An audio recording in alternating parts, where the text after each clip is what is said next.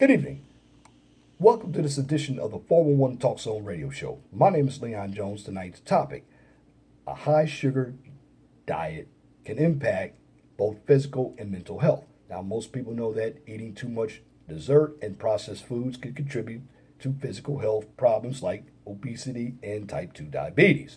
Far less attention has been given to the impact of high sugar diets on mental health through numerous studies that have shown the deleterious effects a sweet tooth can have on mood, learning, and quality of life. Now, in addition to inflating waistlines, sugar and other sweeteners, including high fructose corn syrup, honey, molasses, and maple sugar, may contribute to a number of mental health problems. For instance, let's talk about depression.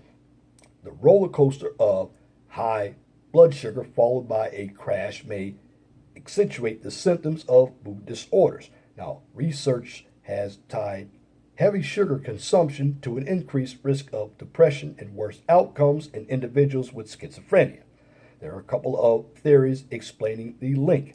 Sugar suppresses activity of a hormone called BDNF that is low in individuals with depression and schizophrenia.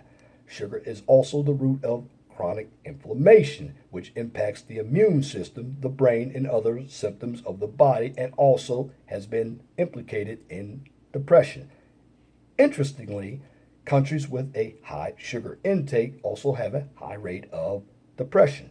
Now, when it comes to addiction, although controversial, a growing body of evidence points to the addictive potential of sugar. Now, both drugs and to a lesser extent, sugar and processed junk foods flood the brain with the feel-good chemical dopamine, over time changing the function of the brain. Now, in a study by researchers at Yale University, the simple sight of a milkshake activated the same reward centers of the brain as cocaine amongst people with addictive eating habits. A 2007 study showed that the rats actually preferred sugar to cocaine. Correction, that's sugar water to cocaine. Now, basically, rats given fatty and sugary products demonstrated classic symptoms of addiction through tolerance and withdrawal symptoms when the products were taken away. Now, when it comes to anxiety, the American Standard Diet, which is basically full of sugar and fat, does not necessarily cause anxiety, but it does appear to worsen anxiety symptoms and impairs the body's ability to cope with stress.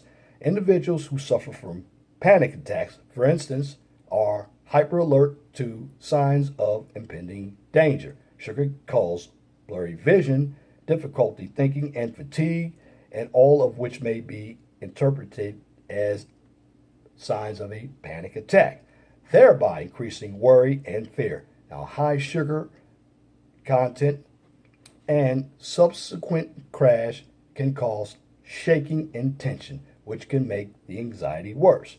Research has established a correlation between sugar intake and anxiety. Now, in 2008, a study showed that rats that binged on sugar and then fasted displayed anxiety, and in a 2009 study, rats fed sucrose compared to a high antioxidant honey were more likely to suffer anxiety, while dietary changes alone cannot cure anxiety. They can minimize symptoms, boost energy, and improve the body's capability to cope with stress. Now, when it comes to learning and memory, sugar may also compromise cognitive abilities such as learning and memory. Now, in an animal study by the University of California at Los Angeles, 6 weeks of taking a fructose solution, which is basically similar to soda, caused the rats to forget their way out of the maze. Whereas rats that ate a nutritious diet and those that consumed a high fructose diet that included omega-3 fatty acids found their way out of the maze faster. The high sugar diet caused insulin resistance, which in turn damaged communications between the brain cells that viewed learning and memory information. Recognizing these and other risks, the trends in sugar consumption seem to be changing. people are consuming less sugar, about 13% of their daily diet calories, which is still far too much. But clear progress is down from 18% just over a decade ago. Our bodies were never intended to handle the amount of sugar that has become the norm in an American diet. At least now we're beginning to recognize that the mind and body are intrinsically connected, and which both must be nurtured to achieve optimal health. Now, again, these studies are old, because I can tell you right now, there are a lot more people eating sugar because the obesity rate is much higher, and you have a number of individuals who are suffering from type 2 diabetes. Now, with all that being said, when it comes to research, there's always going to be more and more research when it comes to any product such as sugar. Now, you don't know what sugar is. Sugar comes in different forms: high fructose, molasses, honey, maple syrup, agave, you name it. I did a video, and there are about 61 types of sugar. What I can tell you with sugar is the best thing you can do is try to limit the consumption, because you don't want type 2 diabetes. You don't want any diabetes at all, but when you get to the type 2 diabetes, that means you have to start taking insulin shots. And I don't like giving myself any types of needles. I don't even know how a person who shot heroin could give themselves needles. It's not that I'm afraid of needles. I don't like needles. But moving on. When it comes to the foods that we eat, I do believe that they affect our mood, because there's so many chemicals that are being put into our food to make the food taste good. But it doesn't help the nutrients in our food. And also, when we talk about mental and health effects, you need exercise, proper sleep. You also need to set up a proper diet that's full of grains, dairy, fruits and vegetables, and of course, meat. Most of us don't eat a proper diet. In fact, with this transient society, I see a number of individuals eating fast food, and I had that habit myself. And also, look at the portions that we're eating.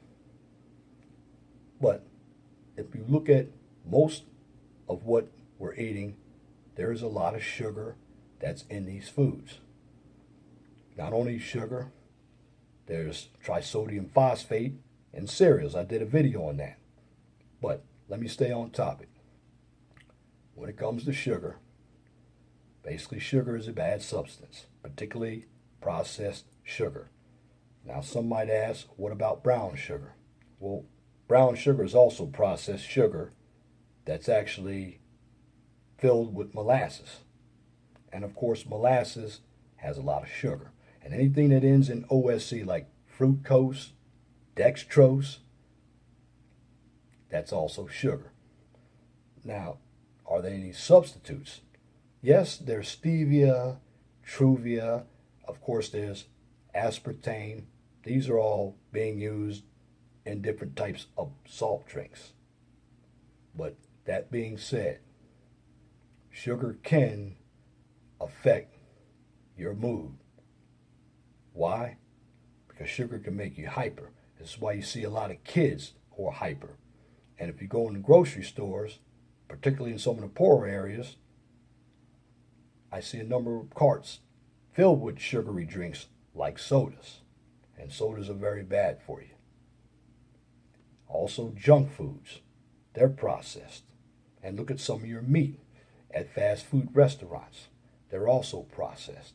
And I believe everything that's being said about sugar and processed foods, they do have an effect on your moods.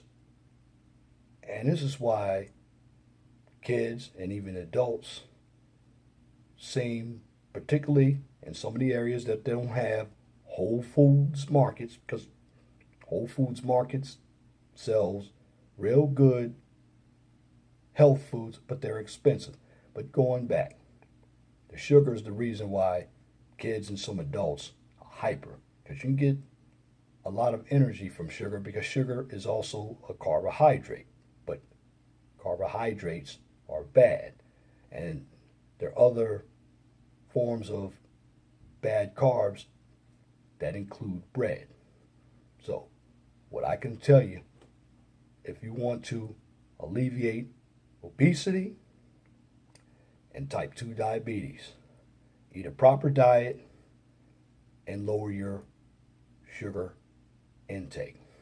And also, just want to give my listeners a little disclaimer here.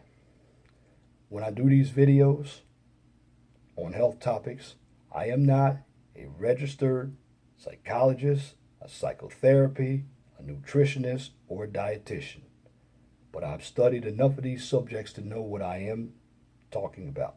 So what I'm doing is presenting the information to you and giving you my own point of view. You can agree or disagree with the information by thumbing up the video or thumbing down the video. What I'm doing is giving you an overview. I'm not going in depth, because when it comes into sugar, I could spend all day talking about sugar, because I did a video that had 61 different sugars. You can check that one out. But I just want everybody to know that I am not a registered dietitian. I'm here to deliver the information. And no, I don't have a practice either. By trade, I am a civil engineer.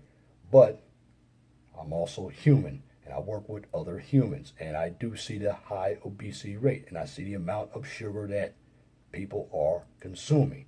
And I believe that all of these foods that are being processed and injected with chemicals are affecting our health. It's just that we don't talk about it because we go on about our everyday lives. So, what I'm trying to do, and what I'm going to continue to do, is make sure that individuals who are interested in diets, nutrition, and what sugar can do to the body as far as mental and psychological health, is continue to deliver the information. It is very good information, and I believe that we should know about what's going in our foods, because what we are doing when we consume too much sugar and fat is we're just taking more and more years off of our lives, and you only get one life.